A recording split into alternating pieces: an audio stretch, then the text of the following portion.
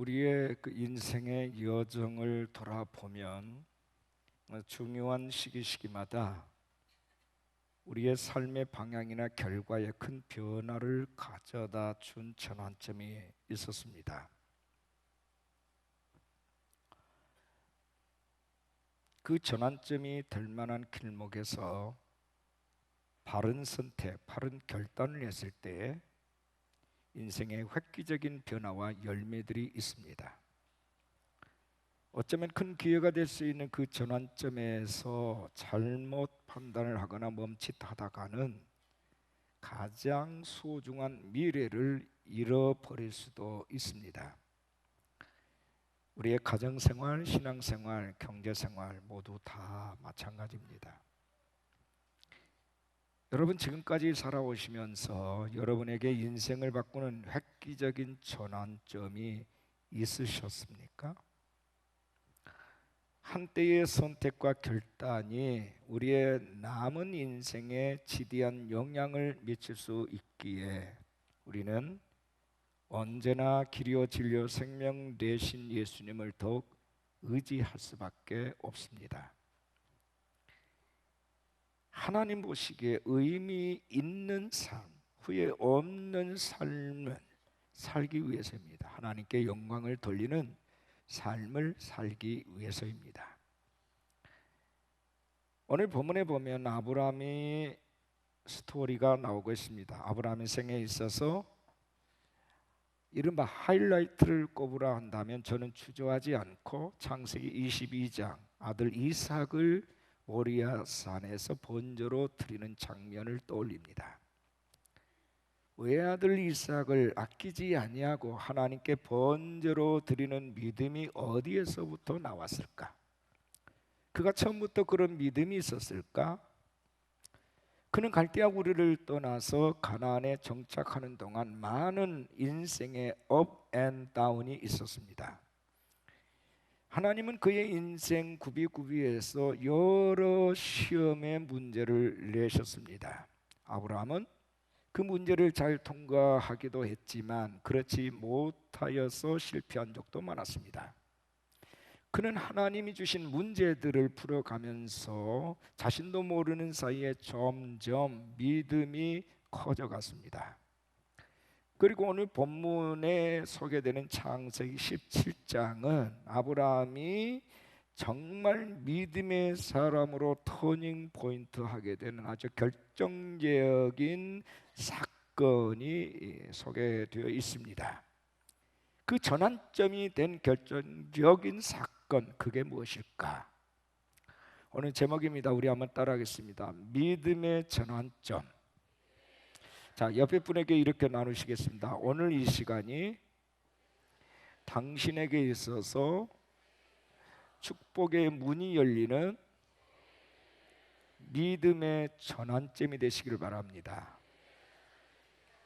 아멘. 여러분의 인생의 미래가 확 열리는 그 전환점, 터닝 포인트가 되시기를 축복합니다. 저는 오늘 아브라함의 스토리를 통해서 세 가지를 말씀드릴 겁니다. 첫째는 하나님께서 전능하신 분으로서 아브라함에게 사람의 모습으로 방문하셨다는 겁니다. 방문하셨습니다. 여러분 창세기 17장 1절을 보면 이렇게 되어 있습니다. 아브라함이 99세 때에 여호와께서 아브라함에게 나타나서 그에게 이르시되 나는 전능한 하나님이라 너는 내 앞에서 행하여 완전하라. 99세 때에 하나님께서 아브라함에게 사람의 모습으로 현현하셔서 나타나셨다는 얘기입니다. 하나님이 이렇게 나타나시기 전 우르에서 떠나서 13년을 걸으면서 아브라함은 무엇을 했을까요? 그는 이스마엘을 얻은 것으로 만족을 하고 하루하루 보내고 있었습니다. 이스마엘은 하나님의 온전하신 뜻 가운데서 낳은 아들이 아니에요. 인간적인 조급함으로 사라의 여종에게서 태어난 아들입니다. 이렇게 언약을 잊어버리고 의미 없이 살아가던 아브라함을 깨우시기 위해서 하나님께서 인간의 모습으로 나타나신 사건이 창세기 17장이에요. 아브라함은 하나님을 잊어버리고 있었지만 하나님은 아브라함을 결코 잊지를 않았습니다. 아브라함은 사라에게서 자식 낳기를 포기했지만 하나님은 포기하지 않으셨습니다. 나타나신 하나님은 자신에 대해서 엘샤다이라고 소개합니다. 전능하신 하나님이라는 뜻입니다. 그러시면서 아브라함에게 너는 내 앞에서 행하여 완전하라 라고 주문하십니다. 하나님의 전능하심과 하나님의 언약에 대한 완전한 믿음을 요구하신 것입니다. 그리고 내가 너를 크게 번성케 하리라는 약속을 또다시 확인을 시키십니다. 아브라함은 하나님 앞에 엎드렸습니다. 하나님은 아브라함의 이름을 바꿔버립니다. 이제부터 너 이름을 아브라함이라 하지 말고 아브라함이라고 하자. 아브라함, 존귀하신 아버지라는 뜻입니다. 아브라함, 열국의 아버지. 아브라함을 민족의 아버지 차원에서가 아니라 세상의 모든 나라 모든 족속의 아버지가 되게 하시겠다라는 하나님의 언약이 들어 있습니다. 그에게서 여러 민족과 왕들이 나올 것이며 이 약속은 아브라함의 후손 대대로 이어지는 영원한 언약임을 말씀하셨습니다. 지금은 가나안 땅에 사는 한 나그네에 불과하지만 장차 때가 되면 그 땅을 그와 그 후손에게 영원한 기업으로 주실 것을 약속하신 것입니다. 그리고 그 언약의 징표로 아브라함의 집안에 있는 모든 남자들에게, 아브라함을 포함해서 이스마엘 그리고 그 안에 있는 모든 종들, 노예들 할 것 없이 모두 다 할례를 받게 하라고 하나님이 명령하셨습니다. 할례가 뭡니까? 할례 자체는 언약 백성으로 만들어주는 건 아니에요. 할례는 외적인 표지일 뿐입니다. 이것은 믿음으로 말미암은 구원이 아브라함의 육체적인 혈통을 이어받는 자들에게만 주어지는 특권이 아니라 누구든지 이방인까지도, 노예도, 하인들 뿐만 아니라 모든 사람들도 믿음을 갖는다면 모두에게 구원이 주어지고 모두가 다 아브라함의 후손이 되는 것이다 라는 것을 가르쳐 주신 사건이 할례입니다. 계속해서 하나님은 아브라함에게 그의 아내 이름까지 사라라고 바꾸라고 명하십니다. 본문 15절 16절을 주목하십시오. 하나님이 또 아브라함에게 이르시되 네 아내 사레는 이름을 사레라 하지 말고 사라라 하라. 내가 그에게 복을 주어 그가 네게 아들을 낳아주게 하며 내가 그에게 복을 주어 그를 여러 민족의 어머니가 되게 하리니 민족의 여러 왕이 그에게서 나리라. 하나님은 아브라함의 이름뿐만 아니라 아브라함의 아내까지 완전하기를 원하셨습니다. 사레, 나의 공주라는 뜻의 이름이 사라, 이제는 공주라는 이름이 되었습니다. 한 가문의 공주가 아니라 모든 사람에게 인정을 받는 열국의 어미가 된다라는 뜻입니다. 여러분, 부부는 한 몸이에요. 부부가 함께 복을 받아야 완전한 복이 되는 거예요. 하나님께서 사라에게 자식을 일찍 주시지 않고 늦추신 이유가 뭘까? 두 가지 이유입니다. 첫째는 하나님의 전능하심을 나타내기 위함이에요. 아브라함은 99세여 사라는 89세입니다. 육신적으로는 생산 능력이 떨어져 출산이 불가능한 때가 됐어요. 그러나 하나님은 무에서 유를 창조하신 전능하신 하나님이라는 겁니다. 이것을 가르치고 싶으셨습니다. 두 번째는 겸손하게 하나님만을 의지하라, 그런 뜻이에요. 사라는 세상적으로는 남부러울 것이 없는 존귀한 부인이었어요. 하지만 자식이 얘기만 나오면 주눅이 들어야 했습니다. 오랜 세월 마음고생했습니다. 자신의 몸종이 남편의 아이를 갖게 되자 그에게 무시를 당하기도 했습니다. 하나님은 사라가 더 이상 자신의 외모나 재산이나 본분이라고 하는 이 특권에 의지하지 아니하고 하나님만을 의지하기를 원하셨습니다.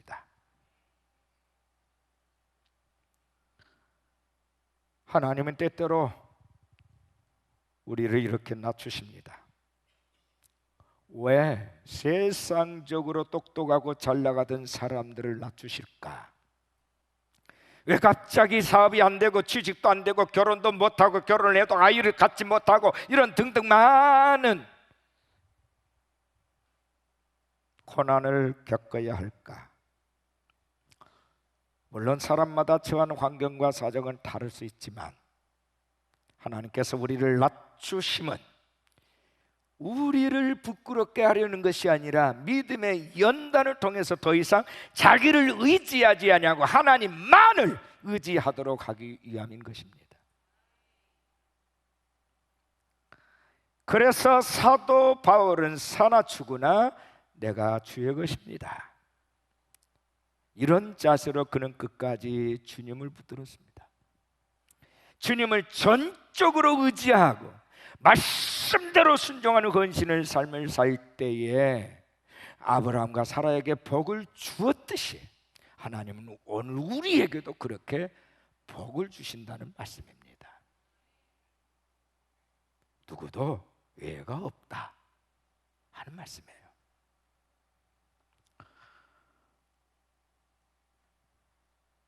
아브라함의 믿음을 터닝 포인트 시점으로 만드시기 위해서 첫 번째, 하나님이 그에게 방문하셨다.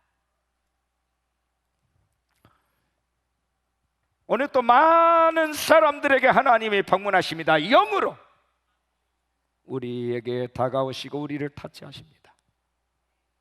근데 영적으로 둔감한 사람, 아니 하나님에 대해서 관심이 없는 사람들은 알아차리지를 못합니다. 교회를 다니면서도 설교를 들으면서도 내게 다가오신 하나님을 느끼지를 못합니다. 매우 유감스러운 일들이 오늘날도 교회 안에 다반사로 일어나고 있습니다.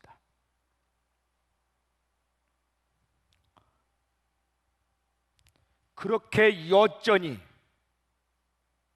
10년, 20년, 30년, 40년 교회를 다녀도 그에게는 살아계신 하나님과 전혀 관계없는 삶을 살 수밖에 없는,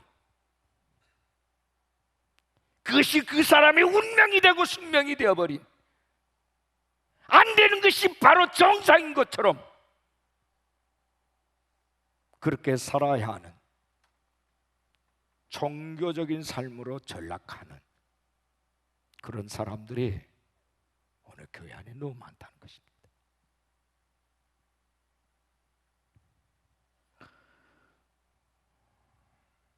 그래서 하나님은 아브라함에게 방문하셨어요. 두 번째 주제는 그 하나님을 의심했다는 거예요. 아브라함이 의심을 했어요. 여러분 본문 17, 18절을 주목하십시오. 아브라함이 엎드려 웃으며 마음속으로 이르되 100세 된 사람이 어찌 자식을 낳을까? 사라는 90세니 어찌 출산하리요? 하고 아브라함이 이에 하나님께 아뢰되 이스마엘이나 하나님 앞에 살기를 원합니다. 아브라함과 사라를 통하여 아이를 낳게 하겠다는 약속의 말씀을 들었지만 아브라함은 여전히 감동이 없어요. 너무 오랫동안 기다리다가 지쳤습니다. 하나님께서 사라를 통한 계획을 말씀하실 때 아브라함은 엎드려 웃었다 했습니다. 왜 엎드렸을까요? 웃는 표정을 감추기 위해서. 왜 웃었습니까? 믿을 수 없기 때문에. 이것이 바로 인간이 갖고 있는 믿음의 한계입니다. 지나온 24년은 하나님의 말씀에 의지하여 오긴 했다 하지만 아직은 여전히 완전한 믿음의 사람이라고 부르기에는 부족했다 하는 것입니다. 그럴 수준은 아니었다. 어찌 출산하려, 이 말은 하나님의 말씀을 믿기 어렵다 하는 겁니다. 정말 아브라함이 맞습니까?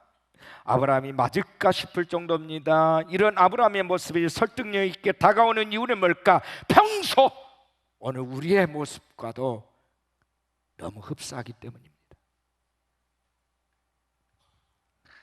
그는 여전히 자신이 이해되는 부분에서만 하나님을 받아들였습니다. 아직 임계 질량에 이르지 못했다 그 말입니다. 아직 100도씩 끓는 점에 이르지를 못했어요. 그러나 그 정도의 믿음 상태로는 그를 통해서 이루고자 하시는 완전하신 하나님의 뜻을 구현할 수 없었기에 하나님은 자기 모순, 자기 이해에 깊이 빠져있는 아브라함을 깨트리시기로 작정하셨습니다. 저 같으면 엎드려 비웃는 아브라함의 머리통을 한 대 갈겨줄 것 같은데 하나님은 또 한 번 참으시면서 너의 후손은 반드시 너와 사라 사이에서 태어난 자라야 한다라고 19절 21절 두 번이나 강조하셔서 말씀하셨습니다. 아브라함은 아니 내 나이 100세 내 아내 90인데 도대체 무엇을 할 수 있단 말입니까? 이스마엘도 내 자식 아닙니까? 이 아이나 데리고 잘 살아보겠습니다. 이렇게 말을 하는 거예요. 자칫 우리도 하나님보다 더 똑똑한 것처럼 행동할 때가 있어요. 이스마엘은 아브라함이 기다리지 못하여 난 자식입니다. 그런데 아브라함은 이스마엘로 만족하고 더 이상 바랄 게 없다라고 말을 합니다. 많은 경우에 있어서 우리가 믿고 싶어하는 하나님의 뜻은 전혀 하나님의 뜻이 아니라 우리의 상황에 비추어 우리의 수준으로 곡해하고 있는 애곡된 생각일 수 있다는 사실을 알아야 합니다. 여기에 우리 인간의 문제가 있습니다. 로마서 12장 2절은 이렇게 말씀합니다. 너희는 이 세대를 본받지 말고 오직 마음을 새롭게 함으로 변화를 받아 하나님의 선하시고 기뻐하시고 온전하신 뜻이 무엇인지 분별하도록 하라.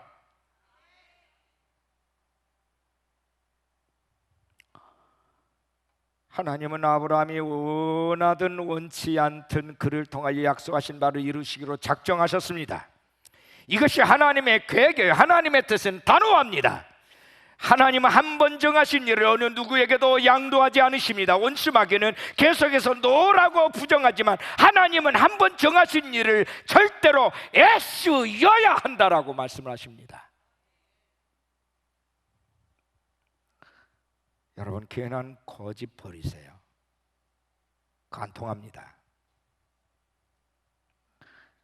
의심과 불신 모드를 믿음 모드로 바꾸셔야 합니다.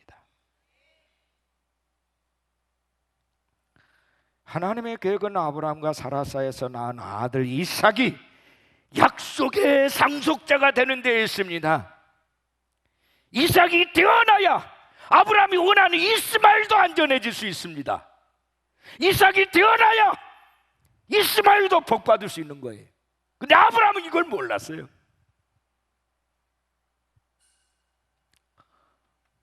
이삭은 장차 오실 메시아에 대한 예표적 사건이에요.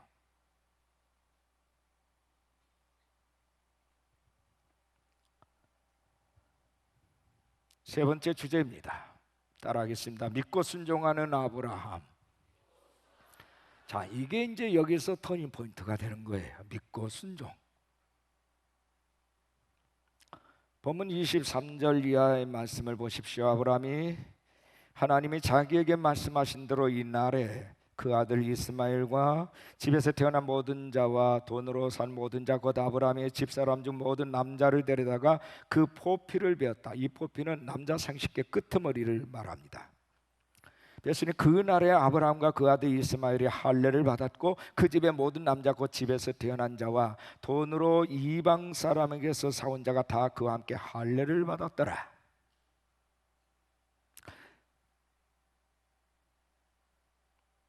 여러분, 이 히브리어로 언약이라는 단어가 브리트라는 단어예요. 명사형으로 브리트라는 단어를 명사형으로 쓸 때는 언약이라는 말이고요, 이것을 동사형으로 바꾸면 자르다라는 말이에요. 자르다. 그러니까 남자 생식기에 자식을 낳는 생식기의 끄트머리를 자르시면서 언약을 체결하는 거예요. 피가 뚝뚝 떨어집니다. 이 피의 언약은 나는 너의 아버지가 되고 너는 내 아들이다. 나는 너의 하나님이고 너는 내 백성이다 라는 것을 말씀하는 언약의 표시입니다. 그것이 할례예요.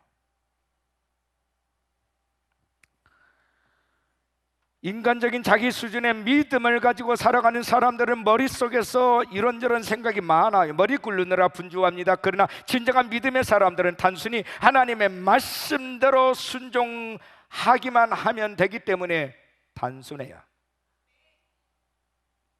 그동안 아브라함은 하나님의 말씀을 때로 의심하면서 머리를 굴렸지만 이제는 그런 자세와 결별을 선언합니다. 하나님의 말씀대로 살기로 작정합니다. 이것이 할례입니다. 즉각적인 순종은 이제부터 아브라함의 삶의 큰 특징이 되었습니다.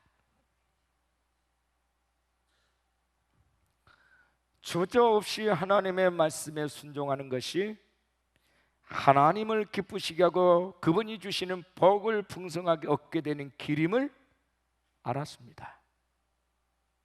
아브라함은 하나님의 말씀에 따라서 자신을 비롯한 그 집안에 있는 모든 남자들에게 할례를 행했습니다. 비로소 아브라함은 하나님이 기뻐하신 믿음의 사람으로, 믿음을 가진 사람으로 성숙한 것입니다.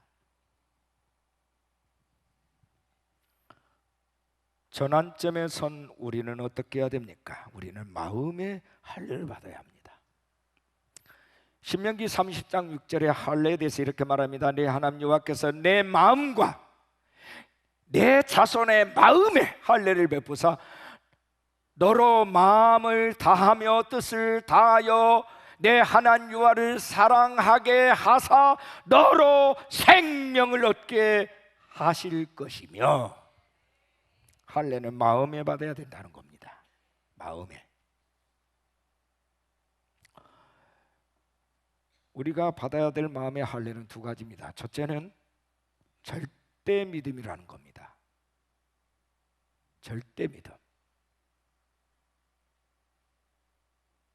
이것은 내가 믿는 예수를 말합니다. 남이 믿는 예수가 아니라 내가 믿는 예수를 내놓으라, 이게. 마가복음 9장에 보면 귀신 들린 아들을 치료하기 위해서 많은 노력을 기울였지만 아무런 소용이 없었던 한 아버지가 예수님에 관한 소문을 듣게 되었습니다. 하지만 예수님 앞에 나와서도 예수님의 능력에 대한 확신이 없으니까 주님께 이렇게 말합니다. 무엇을 하실 수 있거든 우리를 불쌍히 여기사 도와주옵소서. 할 수 있거든. 예수님 반응은 어땠습니까? 할 수 있거든이 무슨 말이냐? 믿는 자에게는 능히 하지 못할 일이 없느니라. 믿는 자에게는 능히 하지 못할 일이 없느니라. 의심하는 그 아버지를 질책하셨습니다. 정신이 번쩍 든 아비가 큰 소리로 고백합니다. 내가 믿나이다. 나의 믿음 없는 것을 도와주옵소서.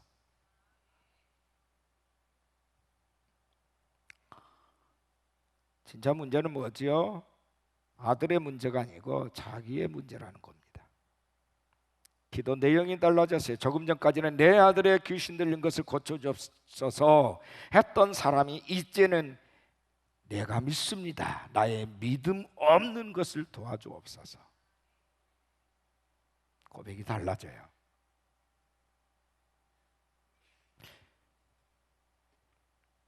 내 아들이 아니라 내가 문제였다. 예수님은 당연히 지혜와 능력을 가지고 계십니다. 문제는 나의 믿음이 문제인 것입니다.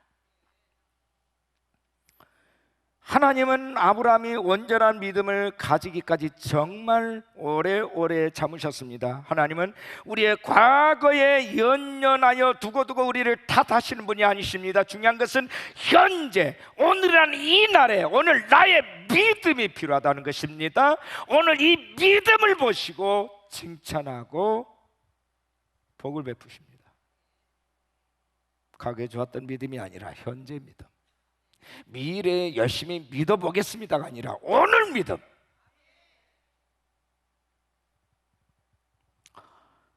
하나님이 싫어하신 것은 우리의 불완전함이 아닙니다. 아브라함도 처음부터 많은 문제를 가지고 있었어요. 그 역시 온전히 따르지 못했습니다. 문제는 그가 하나님의 뜻이 분명히 드러났음에도 불구하고 계속해서 그 하나님을 의심했다는 겁니다. 자기 고집을 꺾지 않았다는 겁니다. 이게 문제였어요. 이 세상에서 잘 먹고 잘 사는 것이 목적이라면 예수 안 믿어도 될 수 있어요. 그러나 하나님이 우리에게 약속하신 것은 뭡니까? 세상적인 것이 아니라 영원한 하늘나라의 유업인 것입니다. 이는 참된 믿음을 가진 사람에게만 허용되는 특권이에요. 믿음의 길은 때로 험난합니다. 그러나 믿음은 하나님의 약속을 이루는 유일한 길일 뿐만 아니라 하나님과의 바른 관계를 가능하게 하는 유일한 길입니다.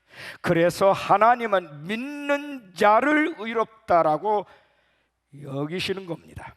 이 믿음은 하나님과의 바른 관계에 들어가서 그 앞에 머물러 있게 만드는 은혜의 수단일 뿐입니다. 그래서 믿음은 기다림이에요. 믿음은 결단입니다. 믿음은 자기 포기예요. 언약과 현실 사이의 갭이 클 때 우리는 낙심하거나 좌절하기 쉽습니다. 그러나 하나님은 내가 하나님을 포기하는 그 순간에도 하나님은 결코 나를 포기하지 않으시고 끝까지 믿음을 유지하시도록 나를 이끌어 가신 분이십니다.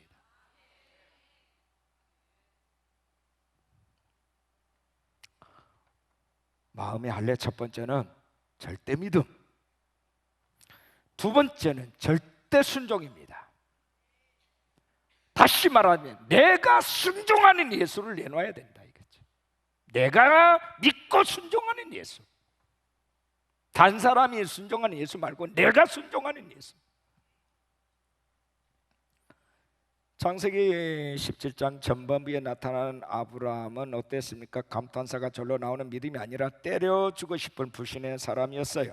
이렇게 불신적인 연약한 아브라함을 믿음의 사람으로 만들어 가신 하나님의 끈질긴 사랑, 포기하지 않으신 하나님의 사랑이 사실 눈물겨울 정도입니다.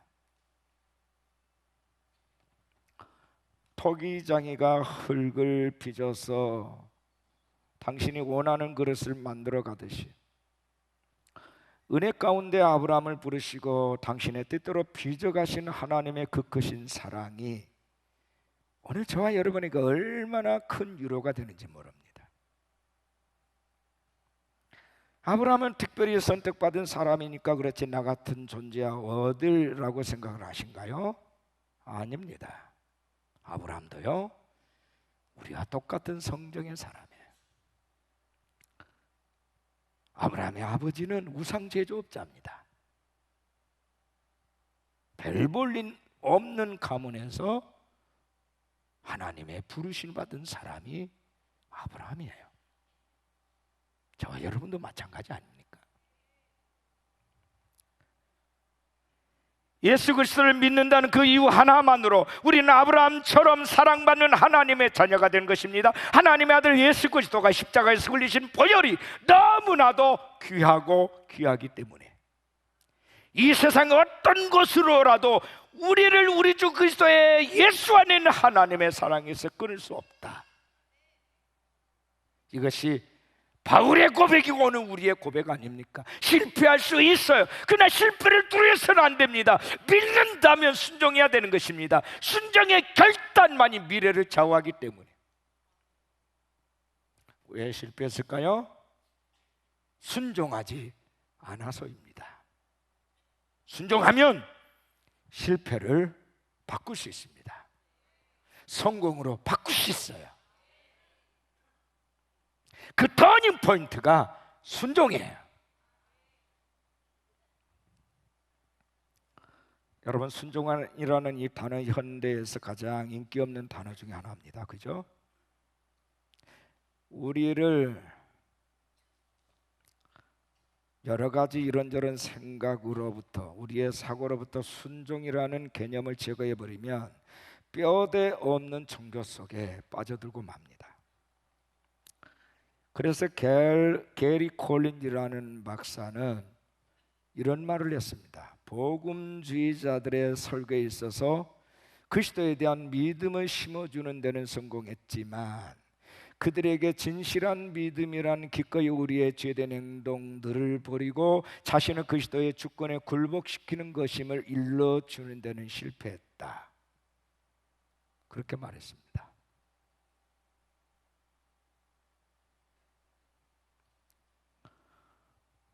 보네포는 말하기를 믿는 자들만이 순종할 것이며 순종하는 자들만이 믿게 될 것이다. 말하자면 믿음과 순종은 뗄래야 뗄 수 없는 하나다 이 말입니다. 불순종하는 자들은 참으로 믿지를 못해요. 불순종의 영이 그를 지배하고 다스리고 있기 때문에 믿고 싶어도 못 믿는다는 말이에요. 성령의 사람, 순종의 영의 지배를 받으면 순종할 수밖에 없어요. 순종하게 돼요.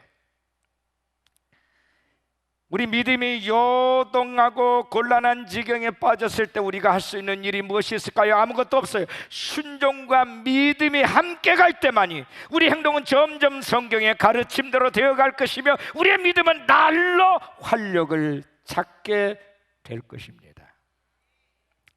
언제까지 여러분 돌다리만을 두드리시겠습니까? 모험해야 될 때에 주저하지 마시기 바랍니다. 안정된 생활, 안정된 현실에 안주하기보다는 불안정해 보이기도 하지만 하나님의 역사는 미래를 향하여 나아가십시오. 새 일을 행하시는 주님을 바라보시고 순종하십시오. 제 인생을 이렇게 돌이켜보니까 주마등처럼 스쳐 지나가는 많은 사건들이 저에게 오버랩됩니다. 인간적으로 할 수 없는 불가능한 현실 앞에 하나님이 어김없이 순종을 요구하실 때 처음에는 저도 주저주저 멈칫멈칫했어요. 그러나 나중에 순종할수록 그 일들이 불가능한 현실이 가능해진 것을 보면서 이제는 더 이상 주저하지 않습니다. 하나님 말씀하시면 눈 감고 갑니다. 아무런 대책이 없고 대안이 없어도 아멘 하는 거죠. 왜요? 그 길밖에 없기 때문에, 그 길만 허락하셨기 때문에.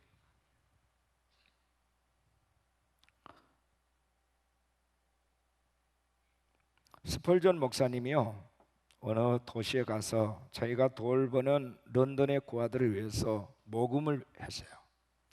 300파운드를 모금을 했습니다. 그런데 기도하던 중에 주의 음성이 들렸습니다. 야, 너 그 돈을 조지 뮬러 목사에게 갖다 줘라.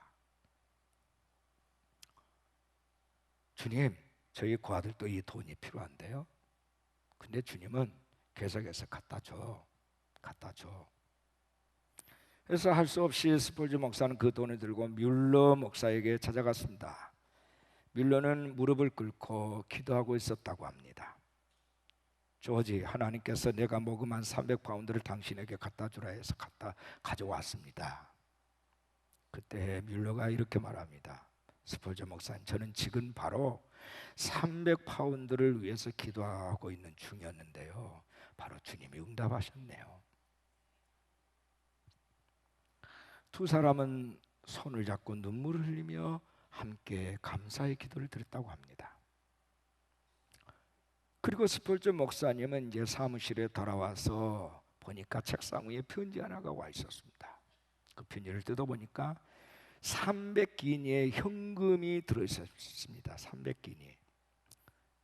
그는 이렇게 감사 기도를 드립니다. 주여, 제 300파운드에 이자까지 보태서 주셨네요. 감사합니다. 그는 감격해서 눈물로 감사의 기도를 드렸습니다. 이것이 믿음의 사람, 순종의 사람, 하나님의 사람들이 살아가는 삶의 방식이에요. 이해할 수 없어도 아버지가 말씀하시면 순종하는 거예요. 하나님은 우리에게 순종을 요구하실 때 딱히 어떤 이유를 들어서 합리적으로 설득을 시켜서 순종을 요구하신 적이 한 번도 없으세요. 그저 말씀만 던지시는 거예요. 근데 순종하면 이해할 수 있게 돼요. 순종하면 왜 내가 순종할 수밖에, 순종해야 했는지를 알게 돼요. 여러분 아십니까? 하나님의 은혜는 주는 자와 받는 자밖에 모른다고요. 여러분 비전이 무엇입니까? 비전. 어느 특정인 목사들의 고유 영역이 아닙니다. 우리의 영원한 동반자이신 보혜사 성령님으로 충만한 가운데 사는 그리스도인이라면, 그리스도의 몸인 우리가 한 마음 되어 나갈 때 가능해지는 꿈이 비전입니다.